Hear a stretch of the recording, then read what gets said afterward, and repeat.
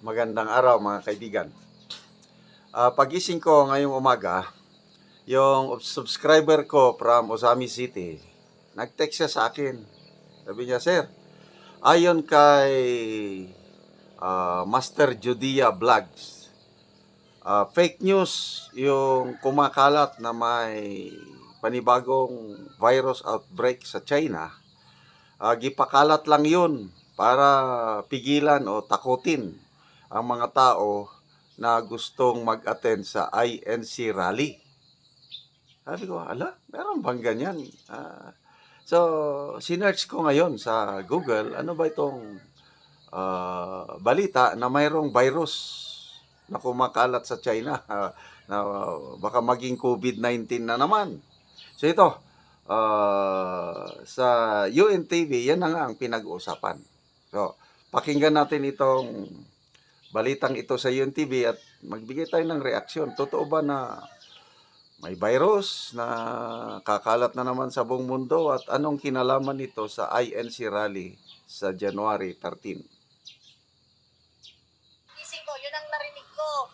Yung sa China nga, tsaka napanood ko rin. Kahit hindi pa kumpirmado, napanood ko na sa China sa Facebook. Talagang paghahandaan natin yun. Sa ayaw at sa gusto natin, darating talaga yan. Yan ang prediction Maraming nababahala sa pagkalat ngayon sa social media ng isang umano'y panibagong international health concern o outbreak. Ito ay ang sinasabing paglaganap ng human metapneumovirus o HMPV sa China. Gaya na lang ni Liwanag Tolentino na pinaniniwalaan ang post na nakita niya sa Facebook. Labis ang kanyang pag-aalala dahil naranasan nito ang hirap noong nagdaang COVID-19 pandemic. Halos lahat ng kanyang pamilya ay tinamaan ng COVID-19 at may nasawi pa siyang kamag-anak. Naranasan ko na kasi yung ma-quarantine. Magdala ng pagkain sa mga ospital. Kasi dito, katulad kami, volunteer. Ang hirap sara yung compound mo. Kung nalalabas ako, din papasok, kailangan ko pumasok. Hindi ako makalabas kasi nga, yung kapitbahay namin, na-quarantine. Damay-damay na. Nakakabala kasi, saan mo tayo kukuha ng gamot doon? Ngunit para sa vendor na si Cecilia Anagaran, hindi na niya ito gaanong iniisip pa dahil na rin sa pagtitiwala sa mga eksperto sa medisina. Hindi na ako mababahala o mababahala sa ano. Kasi una-una, may mga doktor tayo na parang may experience na sa gamot, ano ang mga dapat gawin. Tapos yung mga tao parang alert na kung sakaling magkaroon uli ng COVID. Alam nila yung mga dapat gawin, kung ano ang dapat gawin, kung talagang dapat mag-ingat. Ganito rin ang pagtingin ng rider na si Alan Tolentino. Aniya gaya noong nagdaang pandemya, nakalikha naman ng gamot panlaban dito. Hindi naman kasi meron naman tayong vaccine na nagawa ng gobyerno. Meron naman na pangontra siguro doon kung magkaroon ng bagong sakit. Makakagawan din naman agad siguro yun. Hindi rin agad siya naniniwala basta sa nakikita niya lang sa social media. Ay, hindi naman. Maraming fake news doon. Kaya hanggat hindi sinasabi ng gobyerno, dapat huwag mo lang paniwala. Hanggat wala silang sinasabi, huwag tayo maniwala. Kasi marami talagang fake news sa social media. Kaugnay nito, agad naglabas ng pahayag ang Department of Health kung saan sinabi nila na hindi nila sinusuportahan ang kumakalat na post. Binigyang diin ng ahensya ang World Health Organization o WHO man o ang mismong bansang tinutukoy ay hindi pa kinukumpirma ang mga kumakalat na impormasyon. Aktibong biniberipika ng DOH ang lahat ng impormasyon at pananatilihing naming updated ang publikong Pilipino. Panawagan ng DOH sa publiko na huwag magbahagi ng mga hindi beripikadong website o online sources o magpakalat ng maling impormasyon na maaaring magdulot ng kalituhan sa publiko. Ang Pilipinas, sa pamamagitan ng Department of Health, ay aktibong kalahok sa network ng WHO member states na sumusunod sa international health regulations. Ang matatag na sistemang ito ang nagbibigay sa atin ng updates tungkol sa mga international health concerns. Ang mga disease surveillance systems ng Pilipinas ay nasa lugar at gumagana. Siniguro naman nila sa publiko na nakahanda ang ahensya na tumugon kung sakaling magkaroon ng panibagong health concerns sa bansa. Nakita naman ang kahandaan ng DOH sa ganitong bagay nang maitala ang mga kaso ng Mpox noong nakaraang taon. Jet Neresina, UNTV News and Rescue. So, yun na, klaro na. Walang confirmation sa mismo sa China. Kasi allegedly sa China nagmula na naman yung COVID-19, sa China nagsimula. So ito, panibago, China na naman. Wala namang official announcement ang China. Wala ring confirmation sa World Health Organization. So ang DOH natin, wala ring ano. So wag po tayong maniwala doon. Maraming mga tao ngayon na I don't know anong isipan ng mga tao na yan, ang post ng kung anong post na naliligayahan sila siguro kung maraming naapektuhan sa kanilang post na ganun. Okay? So, hindi totoo as of now. So, kung related ba ito sa INC rally, wala ring ano, bahala ng taong bayan. Bahala na yung gustong mag-attend ng rally, may virus man o wala, kung talagang determinado, mag-attend yan. I believe itong mga kapatiran sa Iglesia ni Cristo, mag-attend yan dahil may unity sila. Napagdesisyonan na ng leadership ng simbahan, mag-rally sila, magra-rally. So, ang mga non-Iglesia ni Cristo members ngayon, ang depende. Ako, kung malaman ko na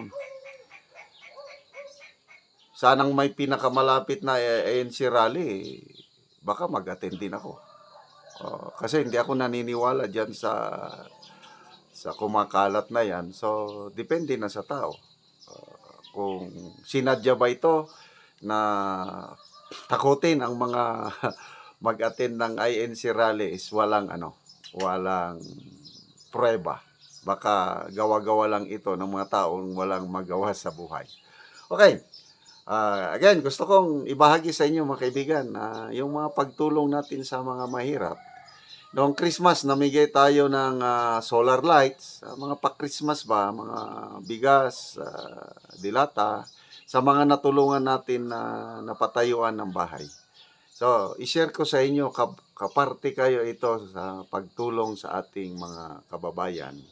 Kasi, after all, ang Christmas is pagbibigay. Ang Diyos, binigay niya ang kanyang bugtong anak, ang Panginoong Hesus, mula sa langit, pumunta dito sa lupa, nabuhay, and then dumating ang tamang panahon, namatay sa krus para sa pagpatawad ng ating kasalanan. So, it's time naman na magbigay tayo sa ating kapwa-tao. Ang utos ng Diyos is love your fellow men as you love yourselves.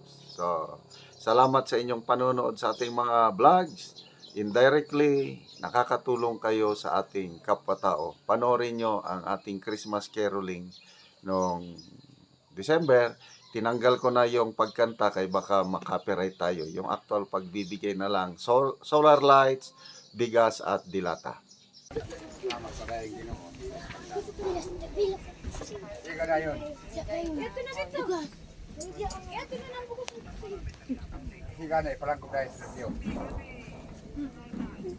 Palangkob lang, kuya, ipalangkob no. Palangkob lang kung anay data. Salamat ka dahil kan. Salamat mo, Ginoo. Kabidyo ka.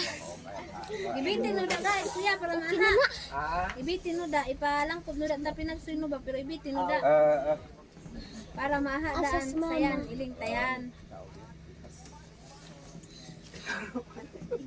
Salamat ka tamig babaya daw kay Sir Macanas sa okay. tayanon. May gabi sa tanan. Salamat sa naghatag aning solar ug labi na sa aning bugas o labaw sa tanan. Ang Ginoo nga amen. Siyempre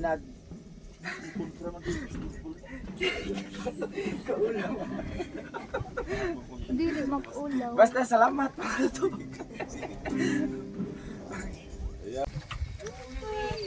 Dawata ang Ibutara na iya, ibutara na. Sige, pasiga tayo.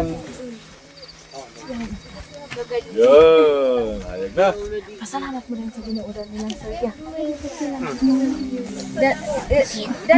Dani, ang suga.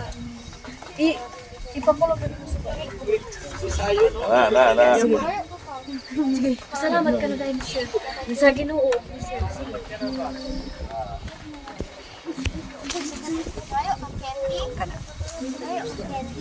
Unang-una, salamat sa Ginoo nga ano na yung panalangin nga niabot sa mua. Salamat usab nga ano na tawag nga gibo ng instrumento sa matag.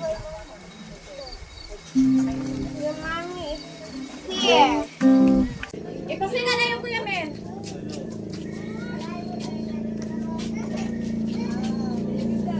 Pwede mong nangayon ng mensahe.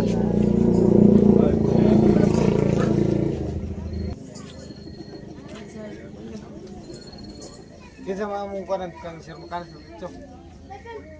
Dagan salamat sa kuan tabang ni Sir Makan sa mua nga kuan solar bugas og sa kani nga among kuan sin. Kay kung wala siya dikit ni mo barog. Salamat kayo. Merry Christmas po sa tanan. Ngayong Pasko. Pasko, salamat. Ihatag na lang inyagan. Asa na? Nami gamay nga Ay, oo. Sige, ihatag na lang inyong sa...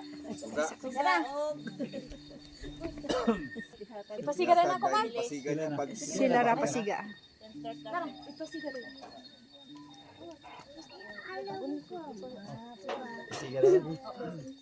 On. tugluan mo sa iyang pag Salamat. hayag na. Yung sa ikasulti. Nagpasalamat lagi mi sa Ginoo, ma'am, kay naabot na gyud ang among gipangandoy. Og labaw sa tanan si Sir Makana sa among gipasalamatan. Na siya ang gihimong instrumento sa Ginoo nga maabot gyud ang Instrumento. karon ang kahayag nga kuan among gipangandoy og nakabalay na gyud mi bisag wala pa mahuman kay kulang pagdingding lagi pero pasalamat mi sa Ginoo, sir.